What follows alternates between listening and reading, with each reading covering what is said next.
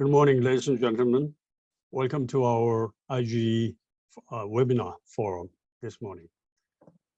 Today, I'm so very delighted to have a very special guest speaker, Dr. Robert Dohner, one of the world's leading authorities on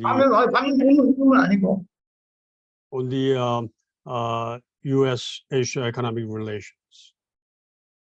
He will be joining us live from his home in Bethesda, Washington, D.C., Maryland, actually, the area that I'm very familiar with during my days at the World Bank, to discuss the very timely issue of global supply chain crisis in the aftermath of the pandemic and Russia's invasion of Ukraine. Bob will also talk about the prospects for U.S.-Asia trade and finance, as well as changing dynamics of economic security if time permits. Dr. Dohner is a senior fellow at the Asia Security Program at the Atlantic Council.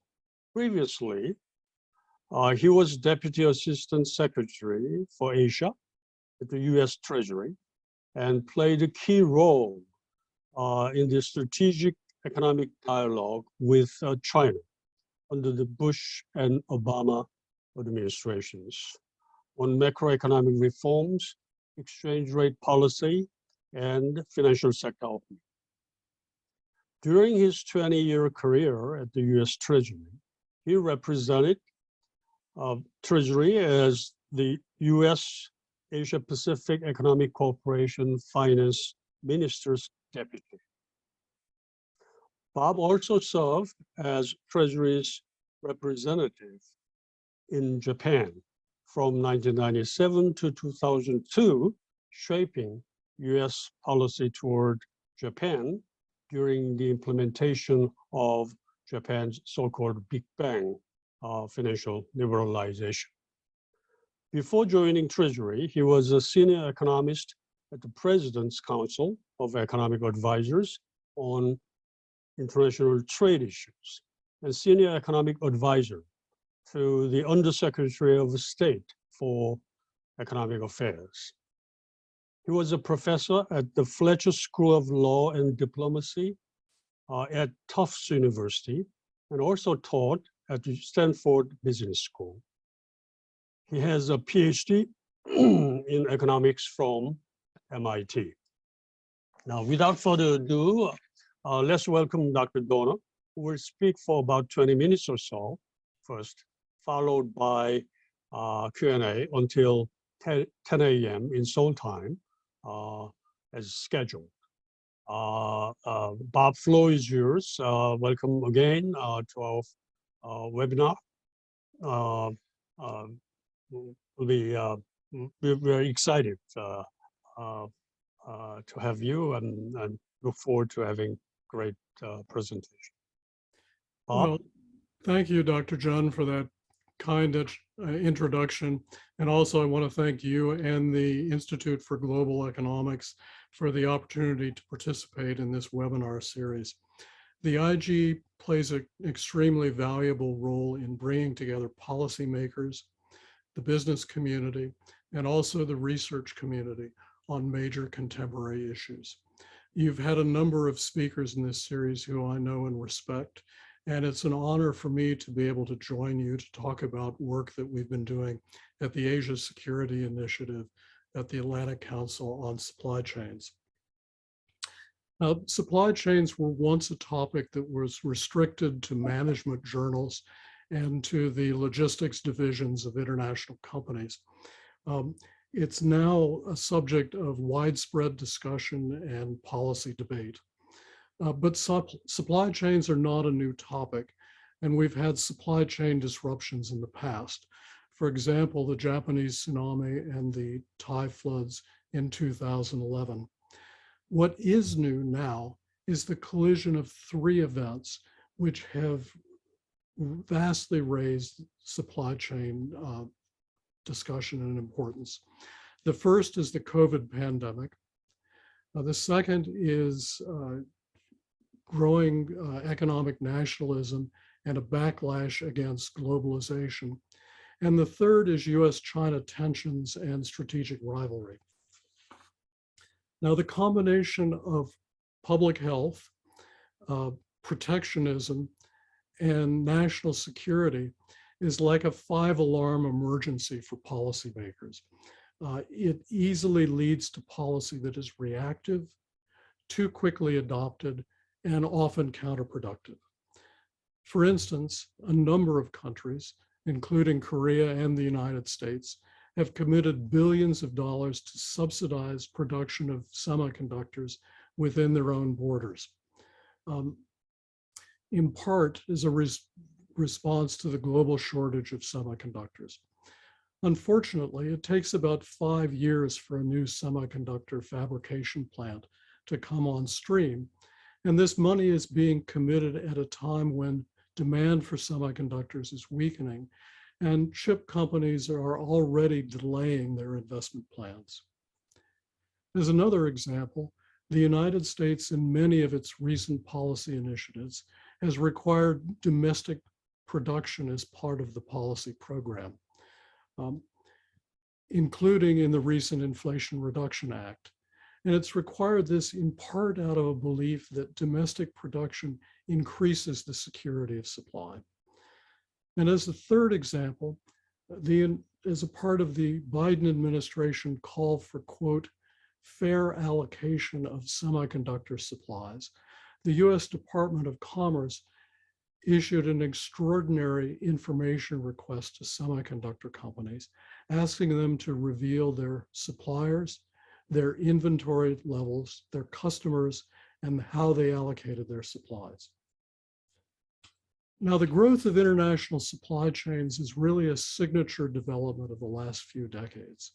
And currently, about half of all global trade is trade in intermediate goods and components.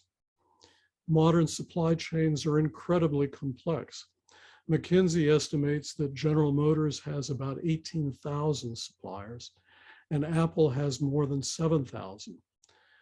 Most of these are not direct suppliers, but they're second or third or lower tier suppliers. In other words, suppliers to suppliers to suppliers to GM and to Apple. There are a number of myths or misconceptions about supply chains that I think can lead to bad policy. The first myth is that supply chains are really about taking advantage of cheaper labor overseas. And in this view, bringing supply back to your country wouldn't be very difficult, and any additional cost of doing so would just be rewards to your labor. Now, there are examples of goods like textiles, clothing, and toy manufacturing, where labor costs are the most important considerations. But for complex supply chains, it's really a matter of drawing on component suppliers who specialize in the production of particular components, often things that are used in a variety of products. Memory chips are a good example in this regard. The firms that specialize in producing individual components drive down costs by achieving economies of scale, but also by developing technological advantage. And sometimes that's firm-specific technology advantage that allows that particular firm to produce a product that no other firm in the world can match. There's no national monopoly on these kind of firms. In fact, they're widely spread across the globe.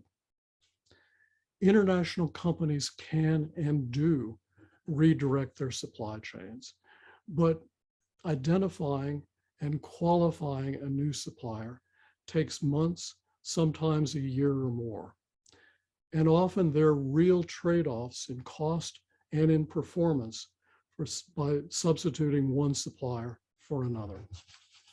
In other words, supply chain redirection is much more than substituting their laborers for your laborers. The second myth is the belief that the current supply chain crisis was caused by a breakdown in the production and distribution system. In this view, there was a fundamental problem that was revealed by the pandemic and needs to be fixed. Again, there is some truth here. Lockdowns in China, a fire in a semiconductor plant in Japan, a freeze in Texas, and other events caused supply chain interruptions and shortages. However, in general, production and distribution adapted rapidly to the challenges of the last few years and really held up quite well. What really took place in the last 2 years was an extraordinary spike in demand for goods that even a perfectly functioning production and distribution system would have had trouble handling. To illustrate this point, in the United States, household demand for goods normally grows by 3 to 4% per year. In April 2021, household demand for goods was 37% higher than it was in April 2020, and 20% higher than in the previous peak, which was in January 2020. The spike in demand put huge strains on production and distribution capacity during the second year of the pandemic. Would larger inventories have helped? Sure, particularly for medical supplies and equipment early on in the pandemic. And many auto companies wished that they had larger inventories of microcontrollers and other semiconductor chips that they used in their own production. But it would have been impossible to predict the extent of the rise in demand that took place, or that demand for personal computers and home improvements would skyrocket, and demand for restaurant equipment, business suits, and party dresses would just collapse. So the lesson here is that demand is usually the hardest thing for firms to predict. And the COVID pandemic was an extraordinary demand shock. Now, the third myth is that localizing production, bringing it back within your borders, makes you more secure. In fact, being able to draw on a wider geography of supply reduces volatility and increases your resilience. You're less vulnerable to a localized spike in demand, a weather event or crop failure, or the closure of a particular plant. During the pandemic, the United States shifted medical ventilators and also nurses from region to region as outbreaks occurred and then subsided. In 2020, US imports of laboratory sterilizers and syringe parts increased by a factor of, actually tripled from what they were in 2019.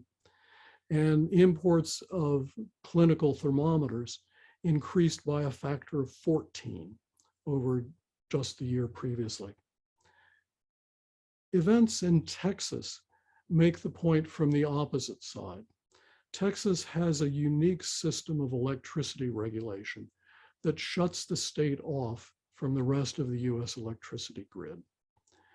During February 2021, a severe freeze that knocked out production capacity and greatly increased demand for electricity created a crisis in electricity in the state of Texas. The crisis was made worse by the fact that Texas was unable to draw on the rest of the US power grid for additional electricity supplies. So the lesson here is that open trade, not self-sufficiency, reduces the risk of supply interruption.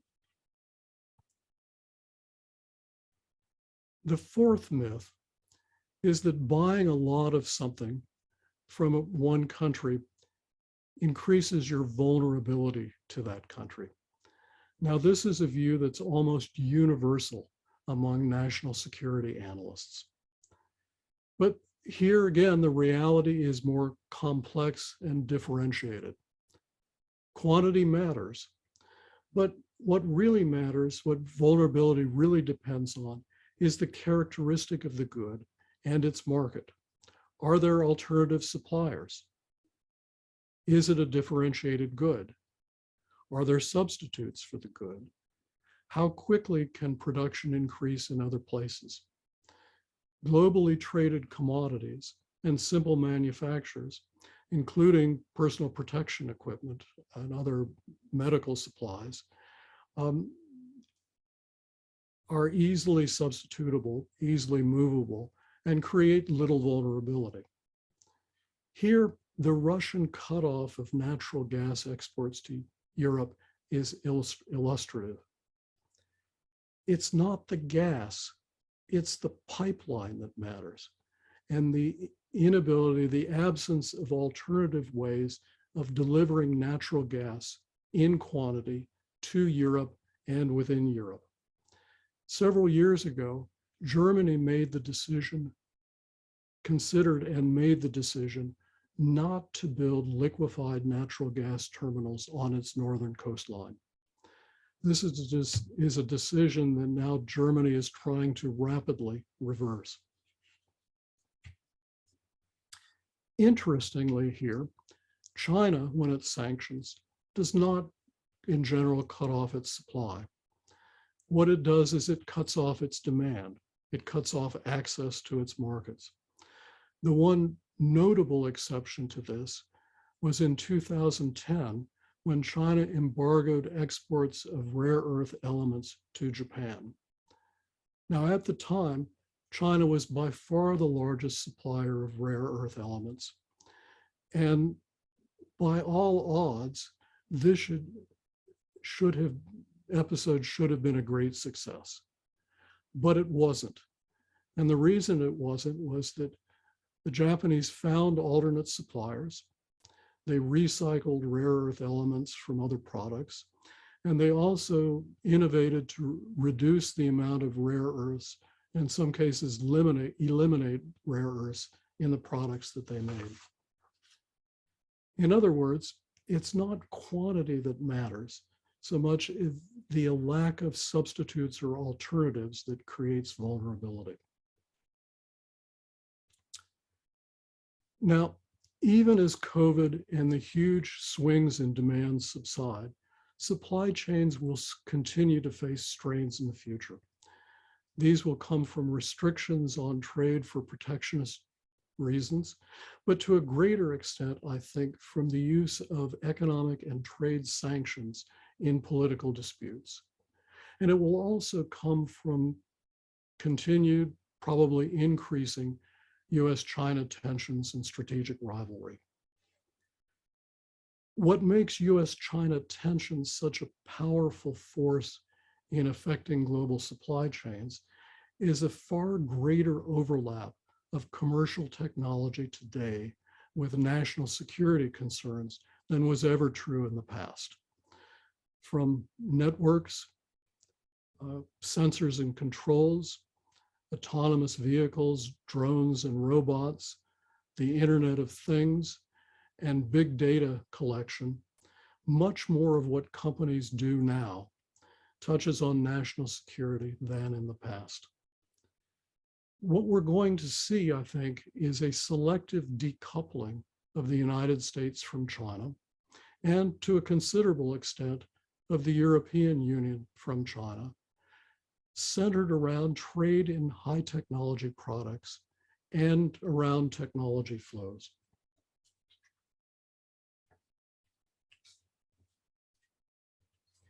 US export controls are shifting to focus on critical, emerging, and foundational technologies. And US export controls have extraterritorial reach on products and technologies that are of US origin. The United States also has had, and probably will continue to have, a number of initiatives, the Economic Prosperity Initiative, the Clean Network Initiative, and apparently the Chip 4 initiative that will seek to isolate or restrict trade from China in technology goods and technology flows. In the future, private companies, both American and foreign, will have to navigate an increasing number of restrictions on their supply chains. They'll also face pressure from governments and also from their shareholders to build more resilient supply chains. And firms will also face increasing pressure to document their supply chains down to second, third, and lower tier suppliers. This lack of visibility into lower tier suppliers has been a huge obstacle to building resilient supply chains. Firms really don't know who supplies their suppliers and who supplies their supplier's suppliers. You may have 3 direct suppliers for a particular product, but if they each rely on a single firm for a critical input, then you have much less redundancy than you thought. However, companies jealously guard information about their customers and about their suppliers, and this has been a huge obstacle to increasing visibility of supply chains at lower levels.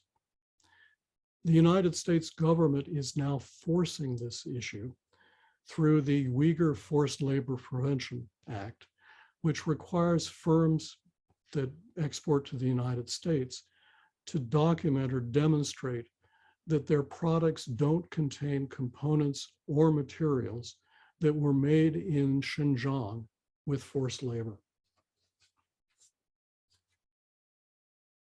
All of these factors I've mentioned will pose difficult issues for East Asian governments,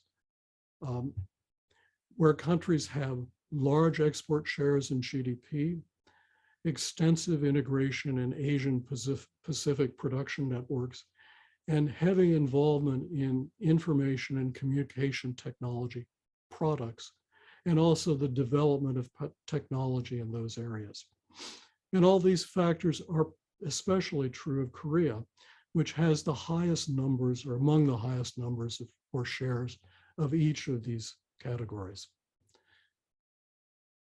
For East Asian nations, I think, the most important policies should be, first, identifying and reducing vulnerabilities by creating alternative sources of supply and the ability to transport from alternative sources of supply, developing alternative markets, and holding strategic reserves of critical products until supply can increase.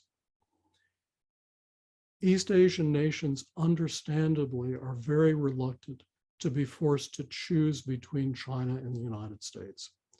One way I think they can reduce the pressure to do so is by standing on principle, advocating open trade, resilient supply chains, secure supply chains that are free from compromise, and transparent supply chains at lower supplier levels. The third thing I think East Asian nations can do is encourage their firms to ring fence or isolate critical components or sensitive parts of the supply chain so as to be able to meet Western restrictions on the one hand, while continuing to trade with China. The notion of ring fencing is one that's well established as a mitigation measure in US inward foreign investment reviews. And I think it's something that could be developed profitably in international trade areas. For the United States, the recommendations are to help East Asian nations and other allies to do each of the 3 things that I've mentioned. But in addition, the United States should backstop its allies that are sanctioned by providing US supplies, even if it means higher US prices. Doing so is an extremely important strategic measure. And finally, the United States should consult to a greater degree on policy measures affecting supply chains with private firms and also with allied governments. The consultation would cover the costs and effectiveness of the proposed policy actions. Even though the United States will not give up its right to act unilaterally, consultations with allies and firms on global supply chains and measures that affect allies' economies would would produce better policies, better coordination, and therefore more effective policies. Supply chain issues aren't going away. The underlying economics and technology that drives them will continue to ensure that they exist in the future. But for the same token, there'll also continue to be national security concerns about supply chains. The COVID pandemic was an extraordinary test of the global production and distribution system. And it's essential that we intelligently apply the lessons that we've learned from this episode to design policy and to create and manage global supply chains more effectively. Thank you, and I'll stop here.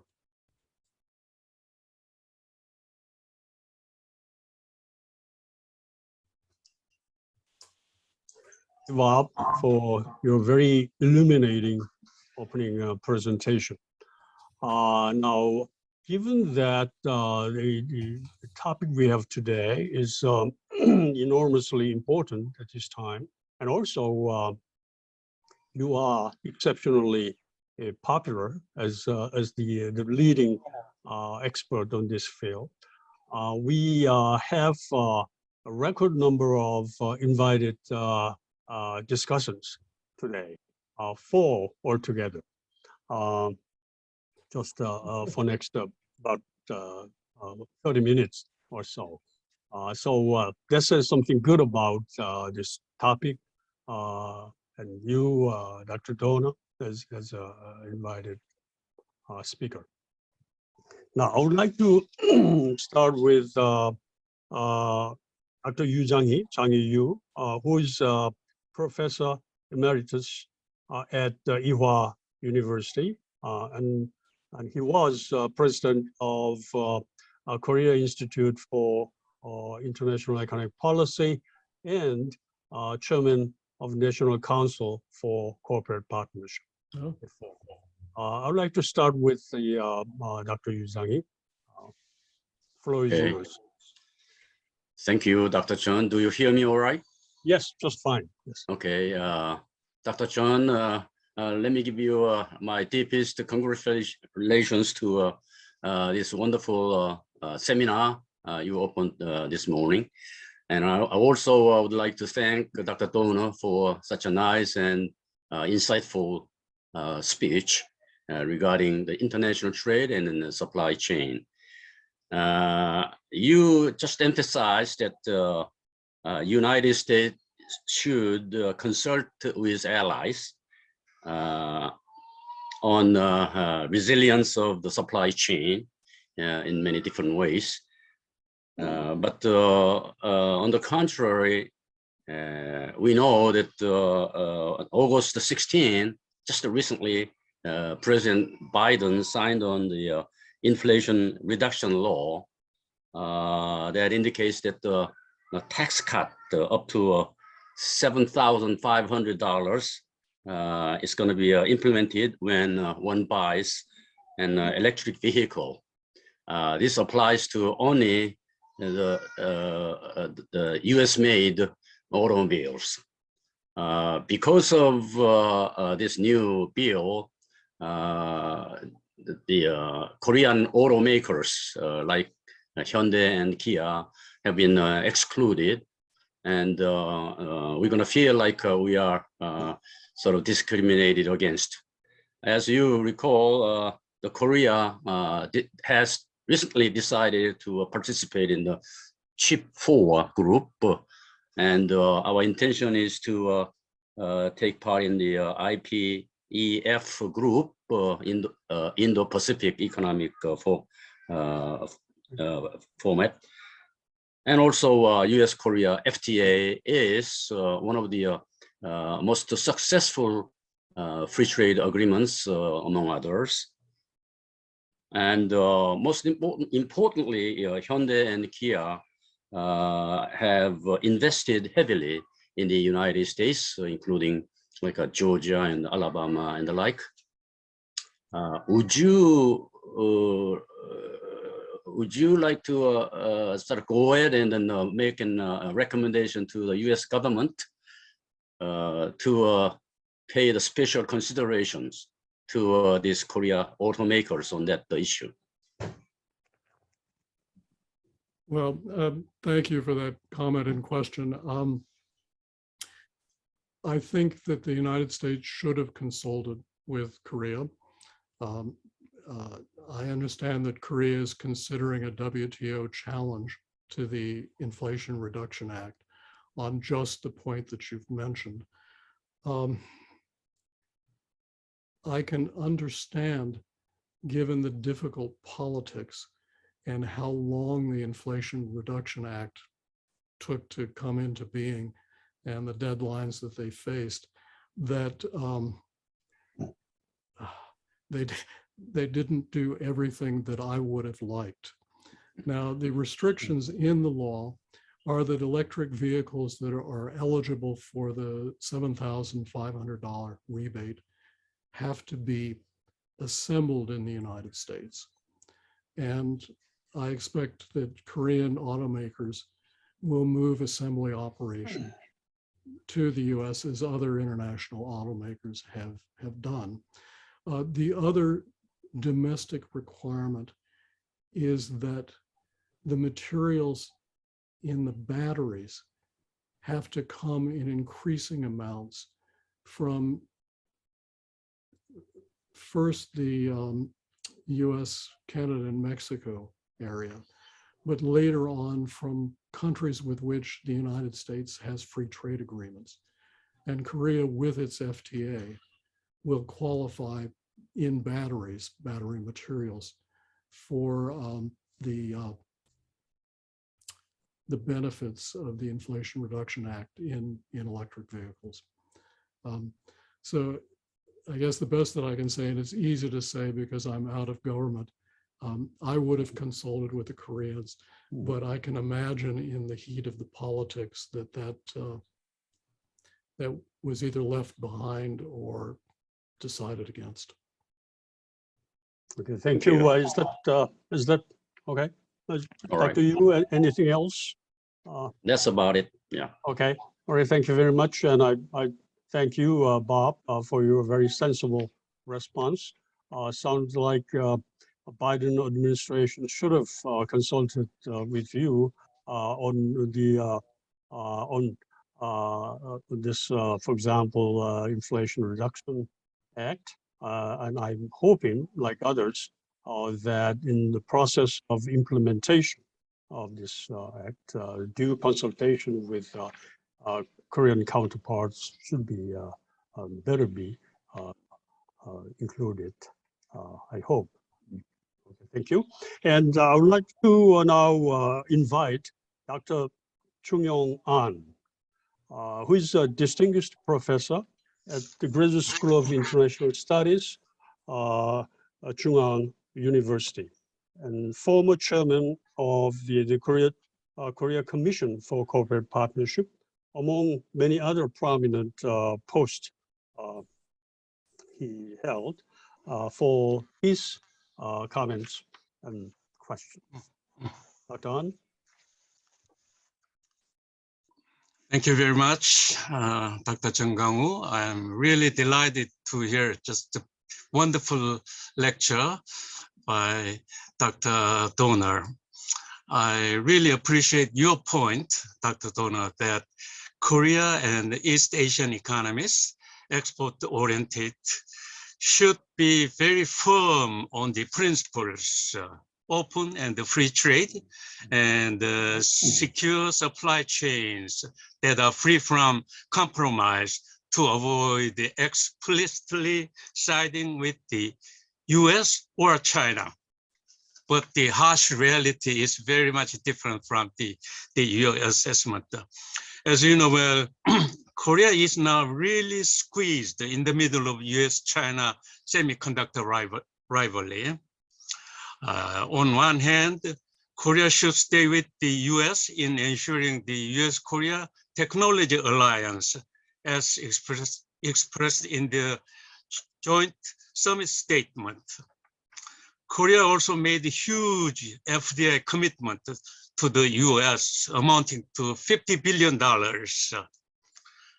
On the other hand, Korea's Samsung and SK have heavily invested in Xi'an and Wuxi in China. But Korea cannot upgrade the facilities in China, constrained by the guardrails placed by the US semiconductor policy against China, and perhaps forthcoming Chip 4 Act. Nearly the 40% of the South Korea's chip export, amounting to $50 billion, went to China in 2020. Furthermore, South Korea also very depends on China in importing 95% of the Korea's total import of lithium, nickel, cobalt, manganese from China to manufacture the electric batteries. So in this context, my question is that the United States could be more flexible for Korea to maintain certain degree of freedom in terms of nanotechnology, perhaps at the mid-level. Otherwise, Korea should pull out completely from China. China is going to catch up very quickly with an upgraded nanotechnology anyway, no matter what the USA and Korea does. So what is your view on this?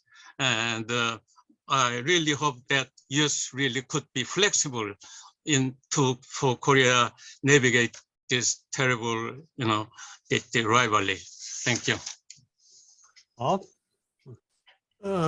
Well, that's you should expect quite a few tough questions today. I was going to say that's a very good question, very, very toughly phrased. Before I start on that one, I want to say, Dr. Jun, on your comment, like any retired government official, I think there are lots of things that the US government should have consulted me on before they did it. Now,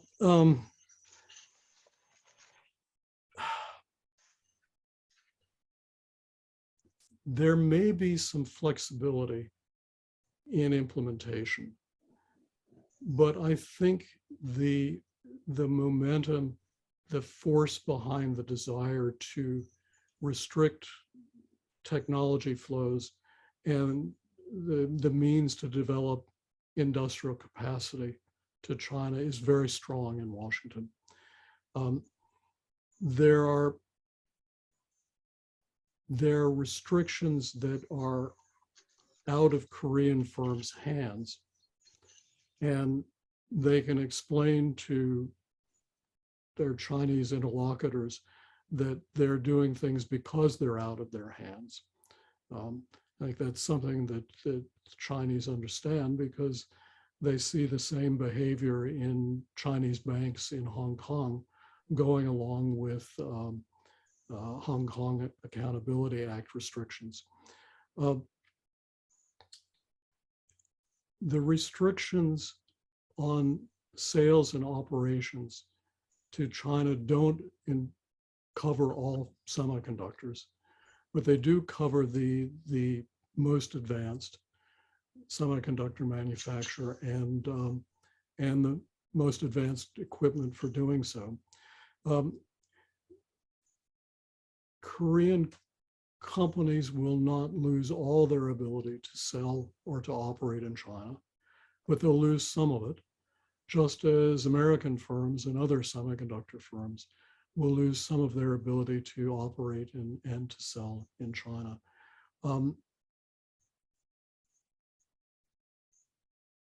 The regulations for the CHIPS Act have yet to be written, and there should be some consultation and comment process, and possibly some flexibility.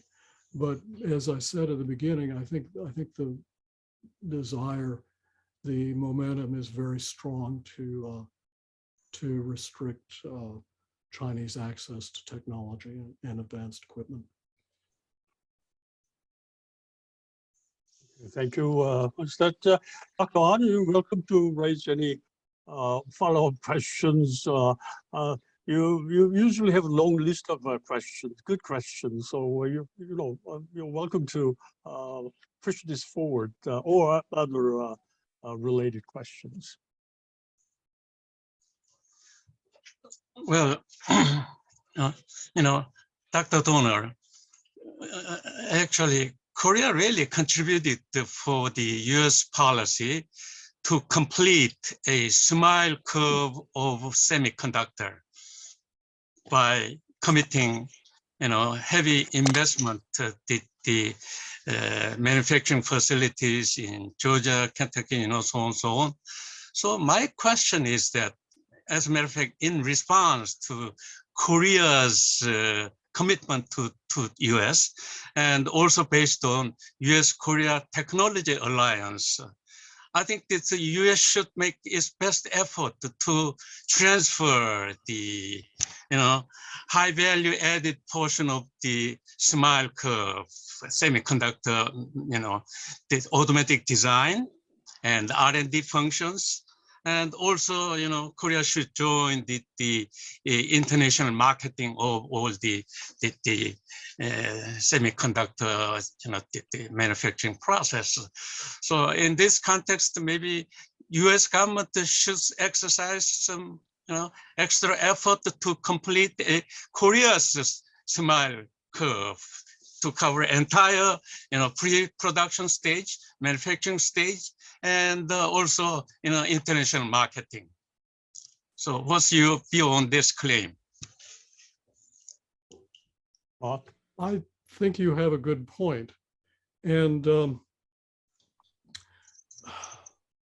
what I would like to see develop as the United States maintains its restrictions on China is a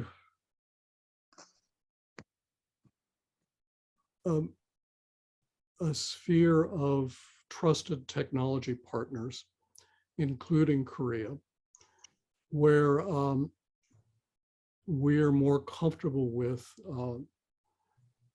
development of capacity and industrial skill, and with the transfer of the most advanced technology.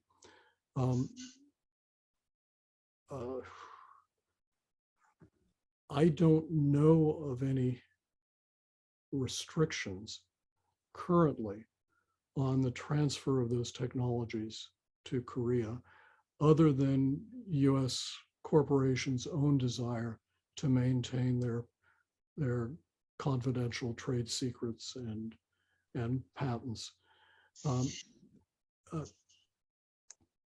Part of decoupling is inevitably the separation into trusted and untrusted partners. And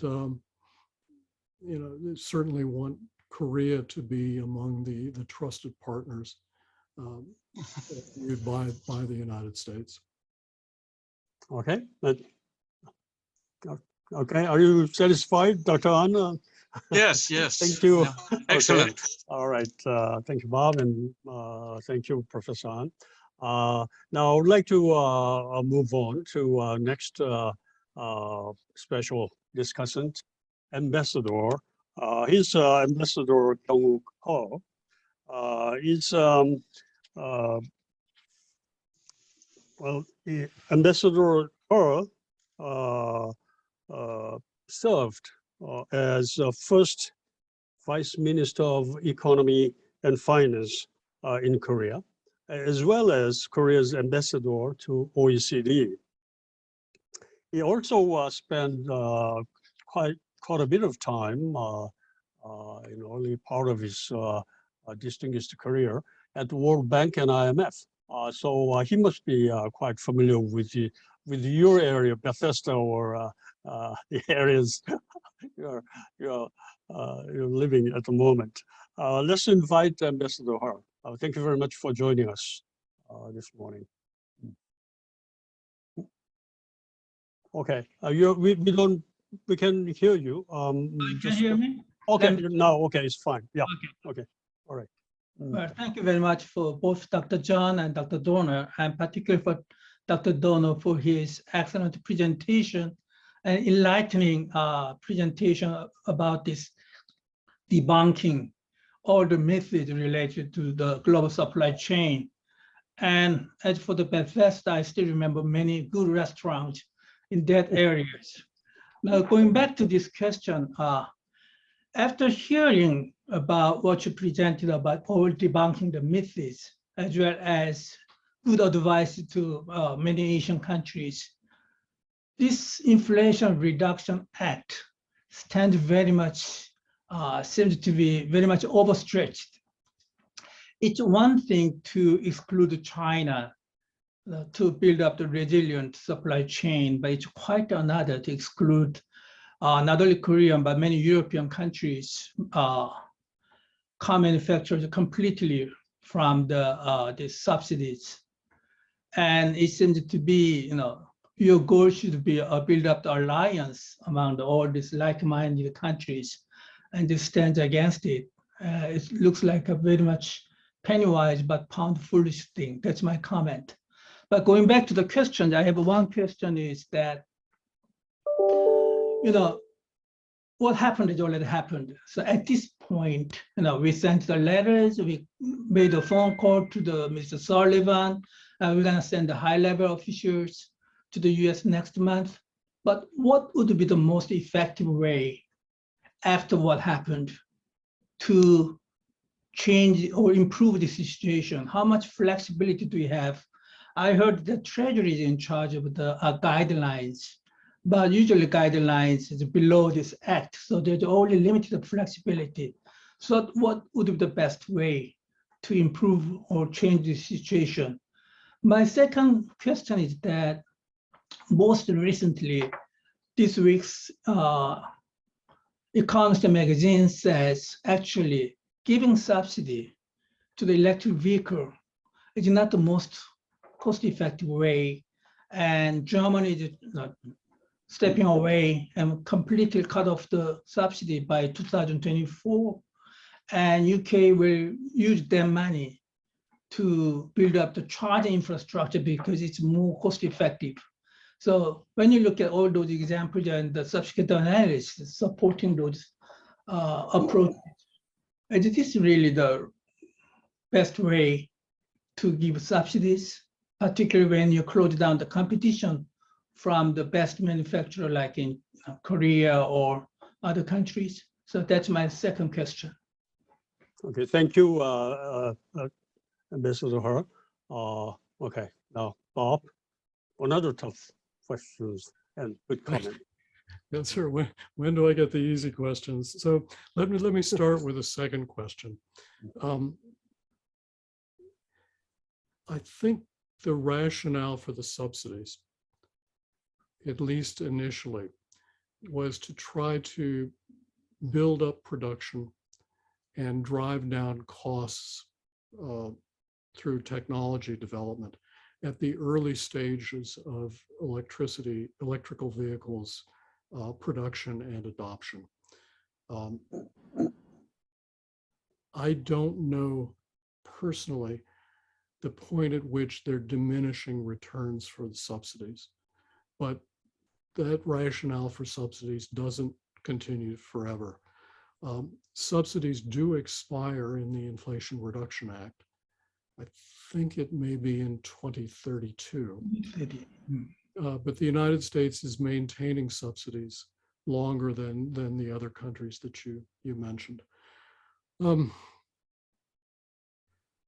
What's the best way to change the situation, to change the exclusion of Korean manufactured or assembled vehicles from the subsidies in the U.S. Inflation Reduction Act? Here, I don't have a very happy answer. The Inflation Reduction Act is a signature accomplishment of the Biden administration, one that almost all political observers thought would never happen, that they'd never be able to pull it off. And it was a tied vote in the Senate with the vice president casting the decided vote. The administration will not want to open that legislation up again. The best way to change the situation, possibly the only way to change the situation, is to have Korean auto manufacturers invest in and assemble electric vehicles in the United States. If I read the law correctly, they can use imported parts from Korea as long as the assembly is done in the United States. Korean manufacturers would have to meet the battery requirements in the future, but that's true of all manufacturers, including American manufacturers. I don't know if there are any diplomatic measures or legal measures that will really change that situation. Okay. Well, Dr. Ho, any, that's fine. Apparently, we are losing Dr. Ho. No, okay. actually, I'm still Okay. here, but Okay. it's definitely Korean manufacturer already had a plan to build up the electric vehicle plant in the US, but that's 2 years down the road, and 2 years is a long time. And this year, actually, Korean Ioniq 5, which is the one of the best competitive car, which is chosen as the best electric vehicle in the US by the Car and Driver magazine. So 2 years is a long, 2.5 years is a long time for other manufacturers to catch up. And I really think the effectiveness, it comes too early. It's effective from next year, basically. And if you lose the market for 2 years, it will be a very much uphill struggle. It will be not only a loss for Korea, but also a big loss to the US consumers. Just a comment. Thank you. All right. Thank you very much. Now, last but not least, we have Mr. Tae-shin Kwon, who is currently Vice Chairman of Federation of Korean Industries, FKI, representing major enterprises in Korea. Mr. Kwon served as a minister in the Office of Prime Minister before, among other prominent official positions in the government, and ambassador to OECD as well. So he's been active in many fields in Korea. Okay, Mr. Kwon, welcome, and floor is yours. Thank you very much, Dr. John, for your kind introduction. Mr. Dohner, thank you for your balanced views and deep insight, and I felt it accurately captured snapshot of the state of play we are seeing playing out in the global economy. As CEO and Vice Chairman of FKI, which is Voice of Korean Businesses, and then representing all big Korean companies, from that perspective, you had some insightful views, such as the concept of ring fencing, which Korean firms should take seriously and examine. And I think they would agree with you wholeheartedly. But before going into question, not only Korea, but also whole world owed a lot to the Bretton Woods system, free trade facilitating organization and policies. But now we are very concerned. Those good old days are gradually going away.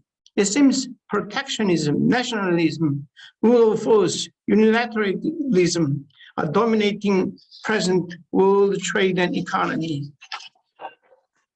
Even in the US, as many my precedent speakers spoke out, like the Professor Yu Jiang-yi and then Ambassador He, it seems to me Inflation Reduction Act is not inflation reduction, but rather inflation increasing act. By discriminating more productive and cheap automobiles. And President Trump used the Section 232 of Trade Expansion Act with the name of the national security by levying high tariffs and putting on quota for Korean steels. And still this issue is not been solved. But as you know well, Korea now understands there is no point of strategic ambiguity taken by the Moon government, which finally made South Korea despised by North Korea and then made a fool of Korea and neglected by China. But as Korean former ambassador to the OECD, we discussed that the problem with China, which is #2 country in the world, but which is too much dominant and then high-handed and then does not follow international rules. As we have seen, their discrimination against the Korean Lotte companies. Therefore, the new Korean government decided to join IPEF as one of their founding members, as now considering to take part in Chip 4 initiative to some extent. Now, two questions. What do you expect Chinese response when Korea actively participate in USA-initiated supply chain system, including semiconductors, Chip 4?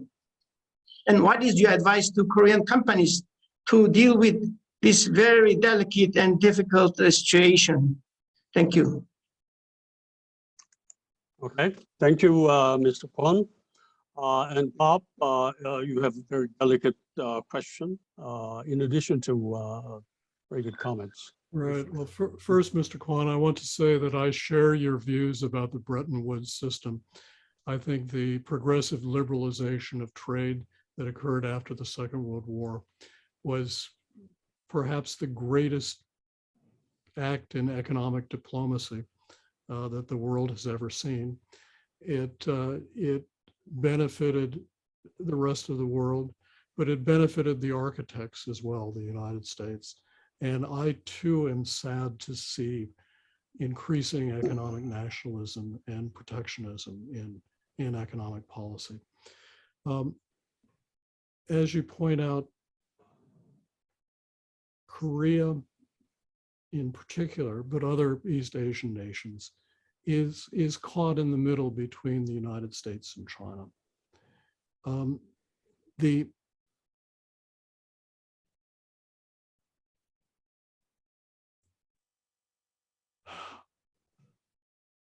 I think Korean firms, the Korean government should use several arguments, but one of the arguments I would suggest is that we're doing everything we can to maintain our access, our participation in trade with China as well as trade with the West. And we are bound by the restrictions imposed by the United States in many cases, but we are not. But we remain advocates of open trade and value and hope to continue our economic ties with China. Thank you. Okay. Is that okay, Mr. Kwon? If I go, let me go further. The causes of World War I and World War II is kind of too much protectionism and the beggar-die neighbor policy. So as a world leader, USA and then Korea should be more cautious, and then we should put more pressure to China to follow world norms. Thank you. Okay, thank you. Okay, Yep, no, I agree. all right. Thank you for your closing comment. Today I'm very enthused about the way our conversation have progressed. This morning, because normally our webinar is serving as a value to the audience over here. Intelligence, insights that we gather from distinguished speaker. And that's pretty much the value we have seen before. Now, this morning, I began to realize that we actually have additional value out of our webinar series, especially with you, Dr. Dohner. Now, we are gathering quite a few very substantive comments from opinion leaders in Korea, academia, business, and official side as well, which our speaker may take to share with your colleagues, old, new colleagues, and who, in one form or another, may influence the future course of the major legislation and the government policies that affect not just domestically in your country, but also internationally, especially your important ally like Korea. So I think we are having additional value of pulling out the perspectives and vantage point of our country, Korea, that hopefully you, Bob, will take them as a message to your close people in Washington. I think that's another value that we have out of this this webinar. I'm very grateful for that possibility. By the way, I'm getting some questions, even though it's not okay for to have additional 5 minutes or so. It's late hour over there. Okay. It's fine with me, Dr. John. Okay, all right, thank you very much. By the way, apparently our webinar is being watched not just in Korea, but internationally. Now we have interesting question from our mutual friend, Rebecca, in Hong Kong. She has just sent the question to you. Let me read this for you. As more restrictions on China imposed, can productivity of the ex-China world meet the needs of the world, especially for countries that do not have access to alternatives? If not, are we going to expect elevated inflation and supply chain issues persist? I think it's quite appropriate question for you. Thank you, Rebecca, for raising that question for Bob. No, Rebecca, it is a good point. Something is lost by the U.S.-China tensions and strategic rivalry. The world benefited, the United States and China benefited from the expansion of trade that took place, including the expansion of manufacturing and trade with China. There are a number of things that have created the tensions in the relationship on the Chinese side as well as on the US side. And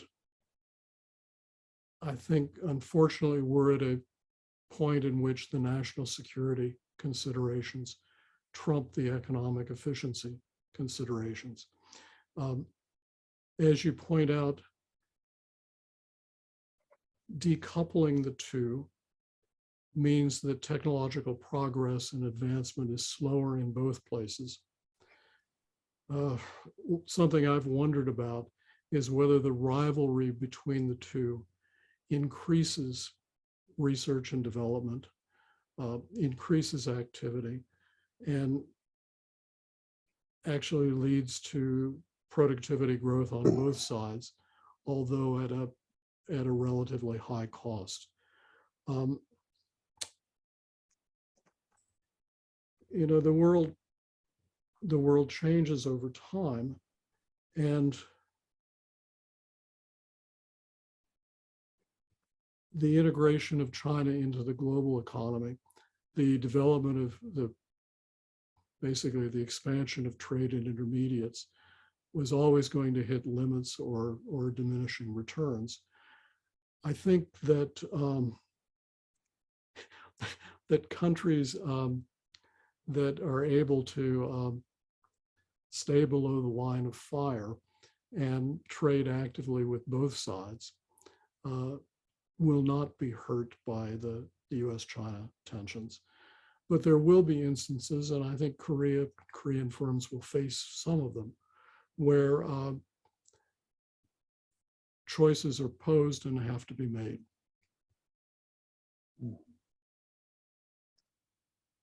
Okay.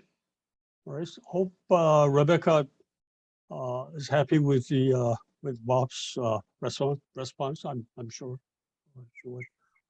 She's not connected though now at the moment, as I understand. Right? Okay. All right. Okay. Thank you. Thank you once again, Rebecca, and thank you, Bob. Okay. Thank you. Yeah. Okay. Okay. That's what she says. Okay.